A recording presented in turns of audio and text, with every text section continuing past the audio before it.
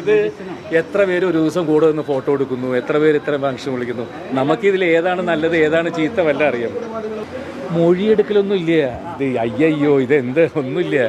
ഇത് എല്ലാ ഡിപ്പാർട്ട്മെൻറ്റും പോലെ എൻഫോഴ്സ്മെൻറ്റ് അവർക്ക് ചില സംശയങ്ങളുണ്ട്. അപ്പോൾ അതിൽ ശരിയാണോ എന്താണോ ചോദിക്കുന്നത്.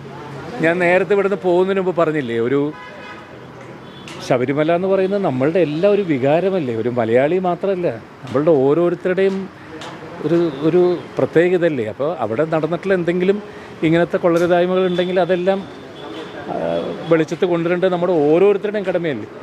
നിങ്ങൾ ഓരോരുത്തരും എത്ര മാസം ഇതിനു വേണ്ടി കഷ്ടപ്പെടുന്നു, അങ്ങനെ എല്ലാവരും. അപ്പോൾ എനിക്കറിയാവുന്ന എന്തെങ്കിലും കാര്യങ്ങളുണ്ടെങ്കിൽ അത് പറഞ്ഞു കൊടുക്കുക. അതൊക്കെ പറയാൻ പാടില്ല, നമ്മൾ പറയാൻ പാടില്ലല്ലോ. അത് അവരതിന് വേണ്ടിയിട്ടല്ലേ ഇങ്ങനെ വിളിച്ചു വരുന്നത്. അപ്പോൾ പെട്ടെന്ന് അവിടെ നിന്ന് പുറത്തേക്ക് ഇറങ്ങിയിട്ട് കയറ്റി അതുകൊണ്ട് വീഡിയോസ് അല്ല, അതാ പൂജ ഇടുന്നതിൻ്റെ. അപ്പോൾ അതാണ് ഞാൻ നേരത്തെ പറഞ്ഞത്. ഈ കഴിഞ്ഞ 38 വർഷമായിട്ട് കേരളത്തിനകത്തും പുറത്തും എത്രയോ ക്ഷേത്രങ്ങളിൽ ആനയെ നടക്കിരുത്തൽ, ആനക്കൊട്ടിലിൻ്റെ ഉദ്ഘാടനം, നട, ഇത് എല്ലാ ഉദ്ഘാടനത്തിനും എന്നെയാണ് വിളിക്കാറ്. ഇങ്ങനെ പോവാറുണ്ട്. ആ കൂട്ടത്തിൽ ഒരെണ്ണമായിട്ട് ഞാൻ ഇതിനും പോയിട്ടുള്ളൂ, ഇതിൻ്റെ പൂജയ്ക്കും കാര്യങ്ങളൊക്കെ. അങ്ങനെയില്ല, അതൊന്നും നമ്മൾ ബാക്കിയൊന്നും പറയാൻ പാടില്ല. അവരുടെ ഇത് കഴിഞ്ഞു. ഇനി എനിക്ക് ഒന്നുമില്ല, ഇനിയൊന്നുമില്ല. അതൊക്കെ കഴിഞ്ഞു. ഇനി ഹൈദരാബാദ് എനിക്ക് കറക്റ്റ് ഇപ്പോൾ പോയാലേ ഫ്ലൈറ്റ് പിടിക്കാൻ പറ്റുള്ളൂ. ഷൂട്ടിംഗ് ആണ് അവിടെ.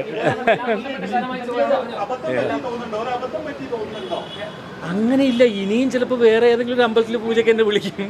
അതൊന്ന് ഇത് എത്ര പേര് ഒരു ദിവസം കൂടെ നിന്ന് ഫോട്ടോ എടുക്കുന്നു, എത്ര പേര് ഇത്ര ഫംഗ്ഷൻ വിളിക്കുന്നു. നമുക്കിതിൽ ഏതാണ് നല്ലത് ഏതാണ് ചീത്ത വല്ല അറിയാം. അതെന്താണ്? ഇനിയൊന്നുമില്ല, അതൊക്കെ കഴിഞ്ഞു. ഒന്നുമില്ല, അതൊക്കെ കഴിഞ്ഞു. വെറുതെ 2 ചോദ്യം ചോദിക്കുന്നത്. ഞങ്ങൾ ഊണും കഴിച്ച് ഇപ്പോൾ പിരിഞ്ഞു ഓടുന്നു, ഭക്ഷണം കഴിച്ച്. അപ്പോൾ ഞാൻ ബൈ.